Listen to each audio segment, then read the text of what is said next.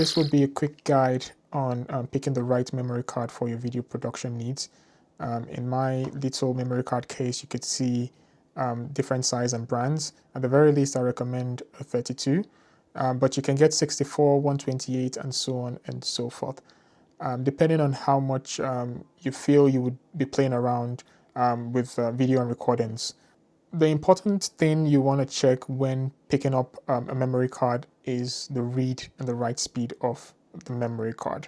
And what do I mean by read and write speed? I'll play you two scenarios. The first scenario is when you're copying your video files from your memory card into your computer. Now, what you have in that case is that your computer is reading from your memory card.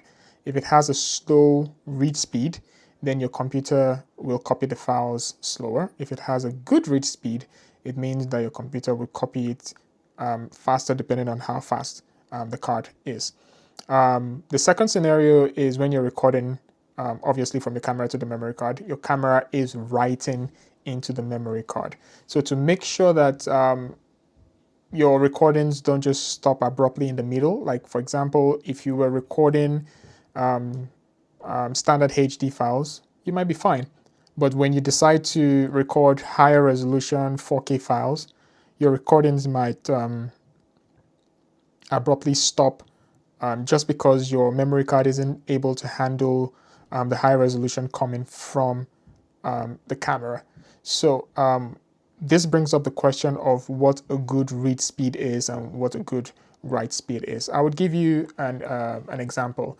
This memory card I particularly like because it clearly states everything, and that's you can see that it has 64 gig, which is a good number there, and that's just a capacity. But the read and the write speeds, you can see that it has speeds right here, and the first number is always the read speed and the second number is always the write speed. So a 60 is a fair number for a write speed. The write speed is the very important thing that you want to consider when buying a memory card, because you want to make sure that your camera, your device, your drone, whatever it is you want to use the memory card for, can write properly and fast into the memory card. Okay, so when you see something like this, what you have is the 160 is the read and the write is 60. If you have an example like this one right here, I can't read what's there, but I can see that it has just one number, which is 100 MB per second. I'd like to guess it's saying up to 100 MB per second. Whenever you see something like this, what they're indicating for you is the read speed.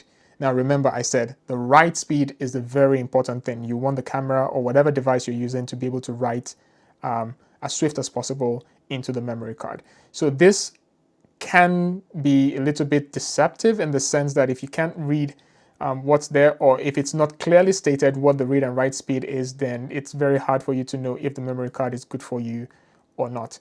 I'll give you another example, which is this one right here, and you can see that it has just one number and clearly written in English. It says 170 MB per second, and this is equally, like I said before, this is the read speed. It has a really good read speed, as I can see, but I can't see the write speed. And in some cases, it's going to be indicated somewhere on the body, and you can see it right here that it has 90 as the write speed, which I consider to be also a very good number. At the very least, I would say please buy 60 and upwards. That's a fair number for a write speed on any memory card. Other than that, I think every other thing is a by the way information, whether you buy 32, 64, or 128. The read and the write speed, especially the write speed, is that one important factor when buying your memory card. If you found this video useful, share to whoever needs it after you're done using it.